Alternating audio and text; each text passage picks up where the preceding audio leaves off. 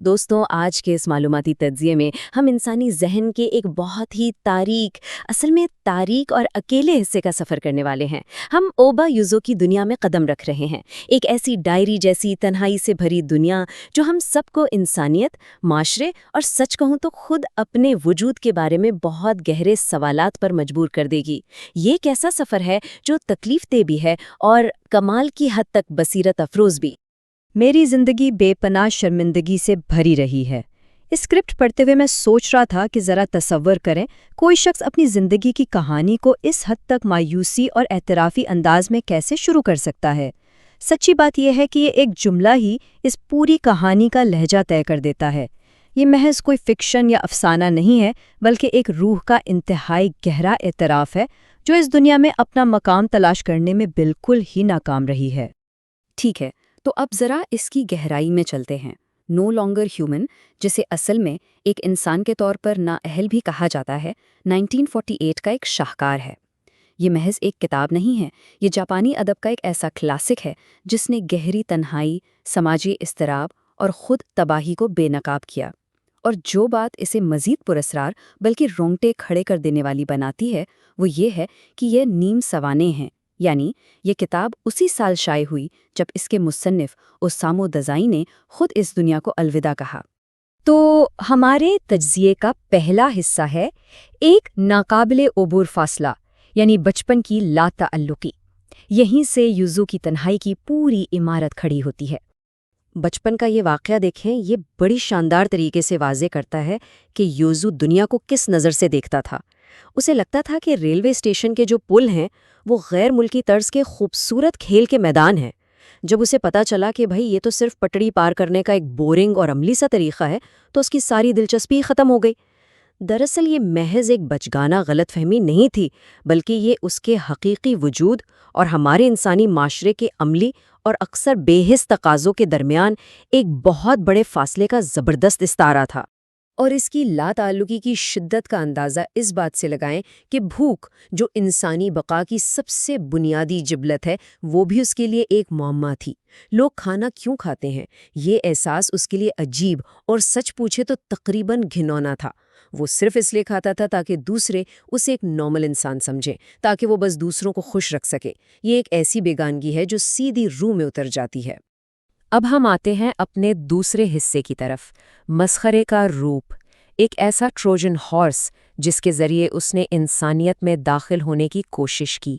جیسے جیسے یوزو بڑا ہوا، معاشرے کے دباؤ سے بچنے کے لیے اس نے ایک جھوٹا روپ دھار لیا۔ اس سلائیڈ میں یوزو کی حقیقتوں کا موازنہ بہت واضح ہے۔ بائیں طرف دیکھیں، یہ اس کی اندرونی حقیقت ہے، ایک ایسا ذہن جو ناقابل بیان خوف، شرمندگی اور گہری تنہائی کا شکار ہے، اور دائیں طرف وہ نقاب ہے جو اس نے پہنا، ایک ماہر مسخرہ جو ہر وقت مذاق کر رہا ہے، دوسروں کو ہنسا رہا ہے۔ وہ یہ سب اس لیے کرتا تھا تاکہ کوئی اس کے اتنے قریب نہ آ سکے کہ اس کی اصلیت جان لے۔ یہ مسخرہ پن اس کی ڈھال بن چکا تھا۔ یہاں یوزو معاشرے کا ایک بہت ہی تلخ مگر فلسفیانہ مشاہدہ کرتا ہے۔ وہ مانتا تھا کہ انسانیت کا باہمی فریب ہی معاشرے کو چلاتا ہے، یعنی معاشرے میں زندہ رہنے کے لیے غیر مخلصانہ رویوں کا ایک خالص اور پرسکون تبادلہ ضروری ہے۔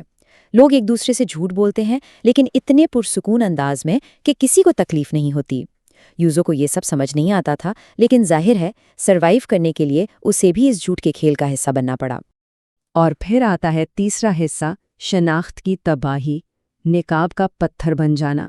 جب مسلسل اپنے اصل حقیقت کو چھپایا جائے تو آخر کار وہ نقاب چہرے پر پتھر کی طرح جم جاتا ہے۔ آئیے اس تنہائی کے سفر کو ذرا اس ٹائم لائن سے سمجھتے ہیں۔ بچپن میں اسے دنیا کے بارے میں ایک خالص غلط فہمی تھی، پھر جوانی آئی تو اس نے مذاق کا، لوگوں کو ہنسانے کا ٹروجن ہارس استعمال کیا، لیکن بلوغت تک پہنچتے پہنچتے وہ نقاب پتھر بن گیا اور اس کی اپنی شناخت مکمل طور پر ختم ہو گئی۔ اس نے اتنی دیر تک ایک کردار ادا کیا کہ اس کے اپنے انوکھے خیالات ڈپریشن اور بے چینی کی دھند میں کہیں غائب ہو گئے۔ تو اگر ہم اس خود تباہی کے چکر کو سمجھیں تو یہ کچھ یوں کام کرتا ہے۔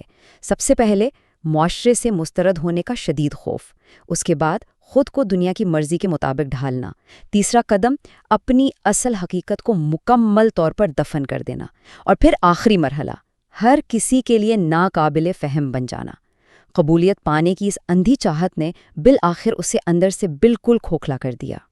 ظاہر ہے جب ایک کھوکھلے وجود پر اتنی بھاری اور جھوٹی شخصیت برقرار رکھنے کا بوجھ پڑے تو سطح میں دراڑیں پڑنا ناگزیر ہے۔ ایک وقت آتا ہے جب اندر کا سارا نفسیاتی ملبہ پھٹ پڑتا ہے، اور یہی ہوا۔ ایک غیر واضح افراتفری، شراب، منشیات اور آخرکار پاگل خانے کی طرف زوال۔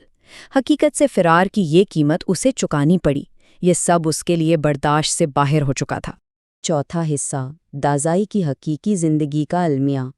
نقاب کے پیچھے چھپا مصنف۔ یہاں سے ہم کہانی کے کردار سے نکل کر خود مصنف کی دل دہلا دینے والی حقیقت کی طرف آتے ہیں۔ ناول کے بالکل آخر میں ایک بار چلانے والی خاتون کا یہ جملہ سنیے، نہیں میں روئی نہیں، میں بس یہی سوچتی رہی کہ جب انسان اس حالت کو پہنچ جائیں تو وہ کسی کام کے نہیں رہتے۔ یہ بے حد تلخ ہے۔ یہ اس خوفناک حقیقت کو بے نقاب کرتا ہے کہ معاشرہ اکثر ان لوگوں کو تنہا چھوڑ دیتا ہے جو اس کے لیے کسی کام کے نہیں رہتے۔ اور اس پوری کہانی کا سب سے بڑا المیہ دیکھیں، اوبا یوزو کا اندیکھا عذاب۔ اس نے اندر ہی اندر اتنی اذیت سہی، لیکن جن لوگوں نے اسے جانا وہ بس یہی کہتے تھے وہ ایک اچھا لڑکا تھا، ایک فرشتہ۔ کسی کو کبھی اندازہ ہی نہیں ہوا کہ اس کے اندر کتنی بڑی جنگ چل رہی تھی۔ اس کا درد ہمیشہ اندیکھا ہی رہا، کیونکہ لوگ اسے بس ایک خوش مزاج انسان سمجھتے تھے۔ آخر میں ہمارا 5واں حصہ، فن کی ستم ظریفی اور پل کی تعمیر۔ اس انتہائی تاریک سفر میں بھی ایک کمال کی روشنی ہے جو ہمیں فن کی طاقت پر غور کرنے پر مجبور کر دیتی ہے۔ دازائی کا مضبوط پل۔ ذرا اس زبردست ستم ظریفی پر غور کریں۔ دازائی، جسے اپنی پوری زندگی محسوس ہوا کہ اس کا انسانوں سے کوئی تعلق نہیں، اسی نے ادب کے ذریعے اپنے ذہن سے باہر نکلنے کا راستہ ڈھونڈ لیا۔ اس نے اپنی کہانی لکھی اور لاکھوں لوگوں کو انسانی نفسیات کی اس مشترکہ تجربے میں مدعو کر لیا۔ اس کی تنہائی نے دنیا بھر کے قارئین کے ساتھ ایک ایسا مضبوط پل بنا دیا جو آج تک قائم ہے۔ اور سچ پوچھیں تو یہی عظیم ادب کی طاقت ہے۔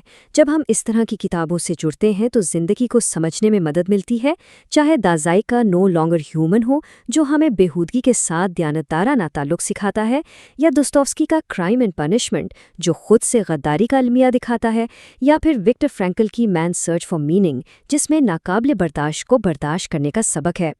ان تمام کمال کے خیالات کو سمجھنے کے لیے بلنکسٹ ایک بہترین ٹول ہے۔ بلنکسٹ ہمیں دنیا کی بہترین کتابوں کے 15 منٹ کے خلاصے فراہم کرتا ہے تاکہ ہم زندگی بھر سیکھتے رہیں اور اپنے ذہن کو روشن رکھ سکیں۔ تو اس پورے معلوماتی تجزیے کے بعد ایک سوال ہم سب کے لیے، انسان بنے رہنے کے لیے ہم اپنی اصل حقیقت کو کتنا چھپاتے ہیں؟ ذرا سوچیں کہ ہم اس دنیا میں فٹ ہونے کے لیے کتنے نقاب پہنتے ہیں۔ یہ واقعی ایک گہرا سوال ہے جو ہمارے اپنے وجود کو جھنجھوڑ دیتا ہے۔ آج کے اس تجزیے میں میرے ساتھ شامل ہونے کا بہت شکریہ۔